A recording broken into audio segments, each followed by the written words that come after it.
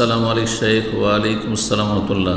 বলছেন যে এটা আমার পার্সোনাল প্রশ্ন। আমার দেশি মুরগির খামার রয়েছে, তো আমি এগুলোকে রোগ যাতে না ধরে বা অসুস্থ হওয়ার আগে ভ্যাকসিন করাতে চাই। ভ্যাকসিন মানে রোগ প্রতিরোধ ক্ষমতা বাড়ানো, যাতে রোগ আসলে পরে সার্ভাইভ করতে পারে। তাই রোগ আসার আগে ভ্যাকসিন করা যাবে কি? যাবে, কোনো অসুবিধা নেই। রোগ থেকে আত্মরক্ষার জন্য একটা হচ্ছে রোগ আসার পূর্বে সতর্কতা অবলম্বন করা। যেমন আপনার ওজন বেড়ে যাচ্ছে, তাহলে খাবার দাবারকে কন্ট্রোল করা। সুগার বেড়ে যাচ্ছে, তাহলে সুগার জাতীয় খাবার ছেড়ে দেওয়া। আপনার প্রেশার বেড়ে যাচ্ছে, যেগুলিতে প্রেশার বাড়ে, লবণে প্রেশার বাড়ে, তো গরুর গোস্তে প্রেশার বাড়ে, লম্বা রেড মিটে বাড়ে, তো এগুলো ছেড়ে ইত্যাদি ইত্যাদি ফ্যাট জাতীয় ছেড়ে দাও। কোলেস্ট্রল, চর্বি হয়ে গেছে, এই হয়েছে সে হয়েছে, যেগুলো যাতে ক্ষতি করে।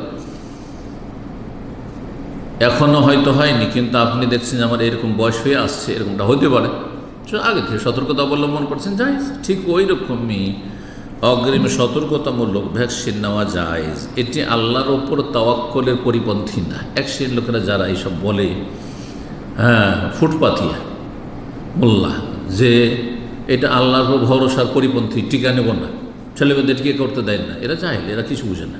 জি, জায়েজ রয়েছে। অগ্রিম সতর্কতামূলক ব্যবস্থা নেওয়া জায়েজ, আর রোগে আক্রান্ত হওয়ার পরে চিকিৎসা করাও জায়েজ। জি, চিকিৎসা দুই রকমের। জি, তাদাউইয়া ইবাদ আল্লাহ রাসূল বলছেন, হে আল্লাহর বান্দারা, তোমরা চিকিৎসা গ্রহণ করো। চিকিৎসা গ্রহণ, একটা হচ্ছে রোগ আক্রান্ত হওয়ার পূর্বে সতর্কতামূলক অগ্রিম ব্যবস্থা নেওয়া, একটা হচ্ছে রোগে আক্রান্ত হওয়ার পরে। ফাইনাল্লাহ লাম ইয়াদাদান ইল্লা লাম ইয়ানজিল দান ইল্লা আনজাল্লাহু শিফান। যে কোনো রোগ আল্লাহ নামিয়েছেন পৃথিবী, তার চিকিৎসার ব্যবস্থা রেখেছেন।